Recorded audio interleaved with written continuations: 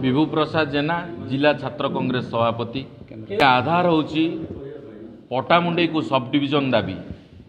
जदि पटामुंडई को sub division दाबी न करती ताले छात्र कांग्रेस पटामुंडई छात्र कांग्रेस जिला छात्र कांग्रेस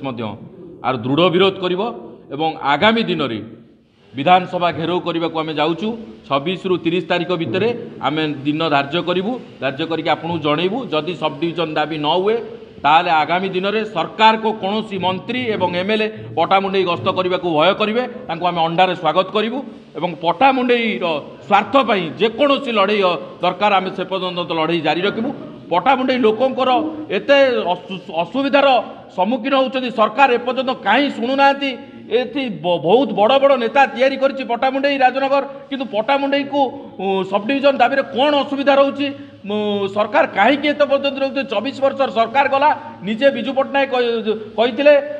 करेंगे बोली जिला को प्रथम सब डिविजन पटामुंडई किंतु तांको पुत्र नवीन पट्टनायक 24 वर्ष पलैला पटामुंडई को सब डिविजन करें ना कौन असुविधा रोचे लोकों स्वार्थ तली तला लोक जो मैंने रोचंती से आखि दृष्टि एम पढ़ुना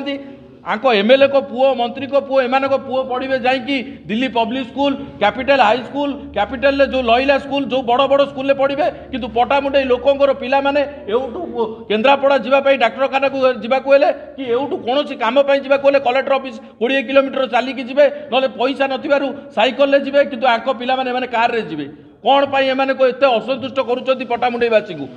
पटामुंडई राजनगरवासी प्रति जो अवहेला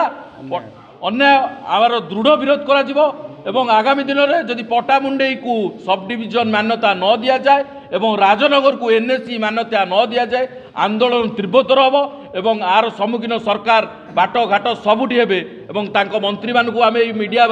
माध्यम जणाई देउछु जदि कोनोसी नेता मंत्री पटामुंडई गस्त करती सब डिविजन पूर्व ताले आमे ताको अंडा मारी स्वागत करिवु।